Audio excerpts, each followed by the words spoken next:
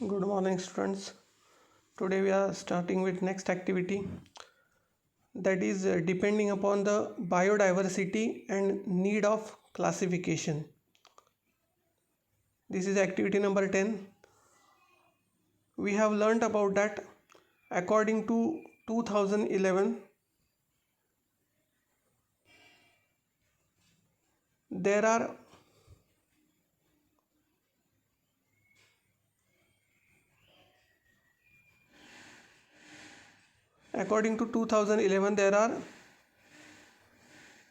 around 87 million species of living organisms are found on the earth. जवळपास 87 million इतके living organisms जे आहेत ते पृथ्वीवरती अस्तित्वात आहेत. इन्क्लुडेड लँड अँड सी, याच्यामध्ये सर्वच ठिकाणचे जमिनीवरचे आणि समुद्रातल्या सगळ्याच वनस्पतींचा, प्राण्यांचा, सर्वच सजीवांचा समावेश केलेला आहे. तर ही एवढी मोठी संख्या या सजीवांची आहे. To study such a vast number, तर अशा इतक्या मोठ्या संख्येने असलेल्या सजीवांचा अभ्यास करण्यासाठी it was essential to divide them into groups. त्यांची जी रचना आहे ती वेगवेगळ्या गटांमध्ये त्यांचं वर्गीकरण करणं हे अत्यावश्यक झालं. And for that so the groups and sub groups were created considering the similarities and differences among of the living organism. मग एखाद्या सजीवाचा जो सिमिलॅरिटीज आहेत आणि डिफरन्सेस आहेत यांचा विचार करून त्यांचं वर्गीकरण करण्यात आलं. This process of dividing living organisms into groups and subgroups are called biological classification. आणि या प्रोसेसला काय म्हणण्यात आलं तर बायोलॉजिकल क्लासिफिकेशन, जैव वर्गीकरण, सजीवांचं वर्गीकरण ते करण्यात आलं. तर याची सगळ्यात पहिली जी बेसिक जी क्लासिफिकेशनची थेरी आहे ती रॉबर्ट हार्डिंग विटाकर या शास्त्रज्ञाने मांडली. अमेरिकन इकॉलॉजिस्ट आहे हा. In 1969 he divided living organisms into 5 groups. तर त्या विटाकरने केलेलं 1969 साली केलेलं जे क्लासिफिकेशन आहे ते आपण आजही स्टडी करतो. It is a ideal or it is a best classification which is done ever. तर या क्लासिफिकेशनमध्ये कोणकोणते पॉईंट्स त्यांनी इथं दिलेले आहेत बघा. लिव्हिंग ऑर्गॅनिझम्स, सगळ्यात पहिलं मेन लिव्हिंग ऑर्गॅनिझम्स आपण क्लासिफाय करतो. त्यामध्ये 2 गट केलेले आहेत. एक आहे प्रोकॅरियोटिक्स, दुसरा आहे युकॅरियोटिक्स. याच्यामध्ये प्रोकॅरियोटिक्स याचा अर्थ आदिकेंद्रिकी, ज्या प्राण्यांच्या किंवा वनस्पतींच्या, ज्या सजीवांच्या पेशी ह्या अविकसित आहेत, त्याच्यामध्ये पेशीद्रव्य आहे पण त्याच्यामध्ये केंद्रक नाही आहे, अशा पेशींना किंवा अशा पेशी असलेल्या सजीवांना प्रोकॅरियोटिक्स म्हणतात. आणि युकॅरियोटिक्स या दृश्य केंद्रकी, याच्यामध्ये केंद्रक अस्तित्वात आहे, व्यवस्थित असं सेल ऑर्गनेल्स आहेत आणि म्हणून त्यांना युकॅरियोटिक्स असं म्हटलं जातं. In prokaryotics there are only unicellular organisms are there. Eukaryotics नंतर पाहणार आहोत आपण. सगळ्यात पहिल्यांदा प्रोकॅरियोटिक्स बघूया. प्रोकॅरियोटिक्समध्ये एकच प्रकारचे सजीव आहेत, ते म्हणजे unicellular. Uni means single and cellular means cell having body. The organism in having only one cell of his own body. हा जो सजीव आहे त्याच्या शरीरामध्ये एकच पेशी आहे, ह्याला एकपेशीय असं म्हटलं जातं. या प्रोकॅरियोटिक्स आणि युनिसेल्युलरमध्ये एकच किंगडम आहे, kingdom number 1, that is named as Monera. याच्यामध्ये एकच किंगडम आहे, त्याला मोनेरा असं म्हटलेलं आहे. त्यानंतर सेकंडली आपण युकॅरियोटिक्स स्टडी करतोय. युकॅरियोटिक्समध्ये 2 प्रकार आहेत, एक आहे युनिसेल्युलर आणि दुसरा आहे मल्टीसेल्युलर. आता दृश्य केंद्रकी, ज्याच्यामध्ये केंद्रक दिसतं, अशामध्ये सुद्धा युनिसेल्युलर आहेत. आणि more than 1 cell, 2 or more than 2 cells ज्या सजीवांमध्ये आहेत त्यांना मल्टीसेल्युलर असं म्हटलं जातं. याच्यामध्ये सुद्धा युनिसेल्युलरमध्ये एकच किंगडम आहे, kingdom number 2, that is Protista. And in multicellular there are 3 kingdoms. Kingdom number 3 fungi, kingdom number 4 Plantae and kingdom number 5 Animalia. तसे 3 किंगडम याच्यामध्ये आहेत मल्टीसेल्युलरमध्ये. फंगाय म्हणजे बुरशी किंवा कवक, किंगडम 4 जो आहे प्लॅन्टी से सगळ्या याच्यामध्ये प्लांट्स आहेत. या पूर्ण किंगडममध्ये ऑल प्लांट्सचा स्टडी आहे. आणि लास्ट किंगडम आहे किंगडम ॲनिमेलिया. याच्यामध्ये मात्र सर्व प्राण्यांचा समावेश आहे. तर अशा पद्धतीने अतिशय सुटसुटीत आणि आयडियल क्लासिफिकेशन जे आहे ते या रॉबर्ट विटॅकरने केलं. तर या क्लासिफिकेशनचा आपण डिटेल स्टडी आता पुढे बघणार आहोत. याच्यामध्ये सगळ्यात पहिल्यांदा आहे किंगडम मोनेरा. तर किंगडम मोनेरा आणि त्याच्यामध्ये इन्क्लुडेड ॲनिमल्स कोणते आहेत, त्यांचे कॅरेक्टरिस्टिक्स काय आहेत ते आपण पाहणार आहोत. All type of bacteria and blue green algae are included in kingdom Monera. आधी या किंगडम मोनेरामध्ये कोण समाविष्ट होतं ते पहा. याच्यामध्ये सर्व प्रकारचे बॅक्टेरिया आणि ब्ल्यू ग्रीन अल्गी, म्हणजे हे ज्याच्यामध्ये हरितद्रव्य आहे असे हे ब्ल्यू ग्रीन अल्गी त्याच्यामध्ये येतात. कॅरेक्टरिस्टिक्स काय आहेत बघा त्याचे, मगाशी आपण स्टडी केलेत थोडेफार. ऑल ऑर्गॅनिझम्स आर युनिसेल्युलर, सगळे युनिसेल्युलर आहेत. They may be autotrophic or heterotrophic. आता हा शब्द नीट लक्षात घ्या.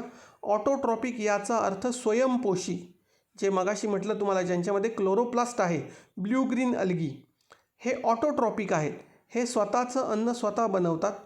आणि सेकंड आहेत जे बॅक्टेरिया आहेत ते हेट्रोट्रॉपिक आहेत, ते मात्र अन्नासाठी इतरांवर अवलंबून राहतात, त्यांना स्वतः अन्न बनवता येत नाही.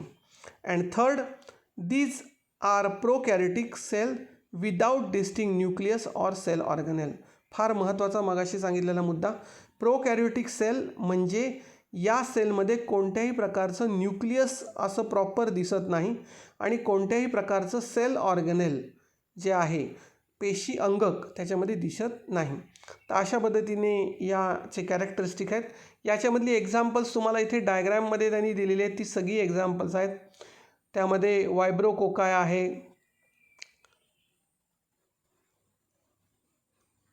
लॉजिनोलेला आहे, सॅल्मोनेल्ला आहे, क्लोस्ट्रीडियम बॅक्टेरिया आहे, स्टॅफिलोकोकस आहे, स्ट्रेप्टोकोकस आहे,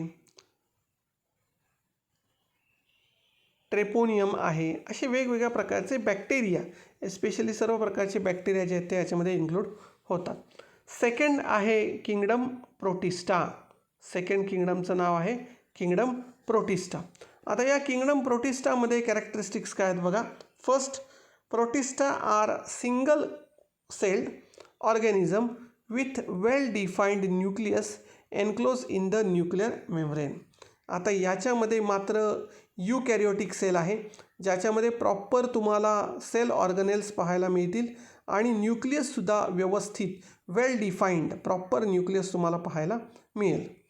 पण याच्यामध्ये युकॅरियोटिक सेल आहे, पण हे युनिसेल्युलर आहेत, एकपेशीयच आहेत. Second, they are having pseudopodia और हेअर लाईक सिलिया और व्हीप लाईक फ्लॅजेला फॉर लोकोमोशन. आता यांना स्वतःच्या लोकोमोशनसाठी म्हणजे हालचालीसाठी स्वतःचं असं अवयव आहे, हालचालीसाठी एक वेगळा अवयव आहे. फॉर एक्झाम्पल इथे तुम्हाला जो अमिबा दिसतोय, या अमिबाचे हे जे बाहेरचे असे तुम्हाला आउटग्रोथ दिसतात हे त्याचे सुडोपोडिया आहेत. Pseudo means false and podia means legs. त्याला छद्मपाद म्हणजे खोटे पाय असं म्हटलं जातं, जे तो लोकोमोशनसाठी वापरतो. व्हीप जो आहे म्हणजे चापकासारखा जो लांब थ्रेड आहे तो इथे तुम्हाला युग्लिनाला पाहायला मिळेल. आणि पॅरामोशियम जो आहे, जो तुम्ही व्यवस्थित पॅरामोशियम झूम करून बघितलात, तुम्हाला मी त्याचा एक व्हिडिओ पाठवेन वाटल्यास, तर त्याच्यामध्ये बारीक बारीक बारीक बारीक असे केसासारखे त्याच्या शरीरावरती भाग आहेत, ज्याला सिलिया असं म्हटलं जातं. अतिशय बारीक बारीक बारीक असे ते केसासारखे भाग असतात. तर यांना लोकोमोटरी ऑर्गन असं प्रॉपर आहे. याच्यामध्ये सुद्धा दोन प्रकार आहेत, ऑटोट्रॉप आणि हेट्रोट्रॉप. ऑटोट्रॉप म्हणजे जे स्वतःचं अन्न स्वतः बनवतात. याच्यामध्ये वॉल्वॅक्स आहे बघा, ग्रीन कलरचा तुम्हाला दिसतं आहे, जो ऑटोट्रॉपिक आहे. युग्लिना जो आहे तो सुद्धा ऑटोट्रॉपिक आहे. याच्यामध्ये क्लोरोप्लास्ट असतं आणि त्यामुळे ते स्वतःचं अन्न स्वतः बनवतात. हेट्रोट्रॉपमध्ये दोन आहेत, अमिबा आणि पॅरामोशियम. हे हेट्रोट्रॉपिक म्हणजे परपोषी असे आहेत. त्यानंतर नेक्स्ट आहे किंगडम फंगाय. किंगडम नंबर 3 आहे किंगडम फंगाय.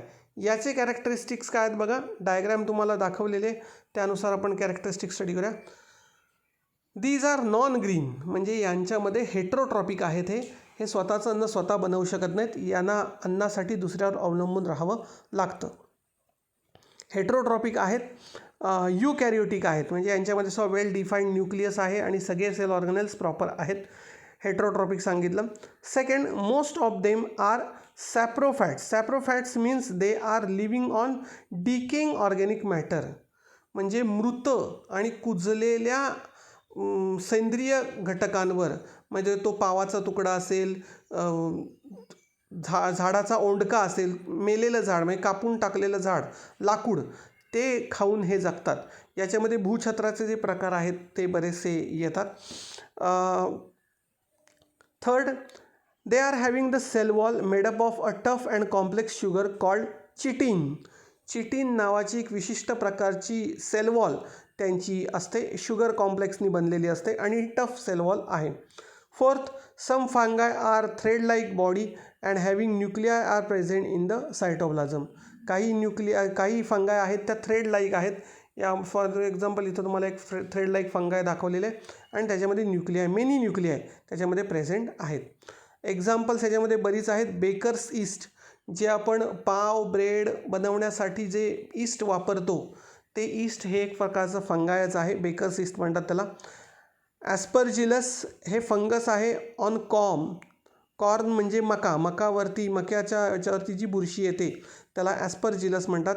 आणि पेनिसिलियम हे सुद्धा त्याच्यामध्ये आहे, पेनिसिलियम नावाचा एक बुरशीचा प्रकार आहे.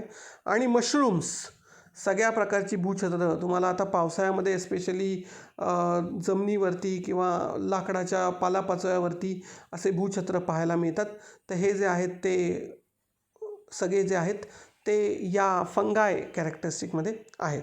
तर अशा पद्धतीने तुम्हाला इथे या ज्या 3 महत्त्वाची किंगडम्स आहेत ते एक्सप्लेन केले. किंगडम प्लॅन्टी आणि किंगडम ॲनिमेलियामध्ये प्लांट्स आणि ॲनिमल्स यांचा स्टडी आहे. तर अशा पद्धतीने ही आपली ॲक्टिव्हिटी आहे, ॲक्टिव्हिटी नंबर 10. थँक्यू.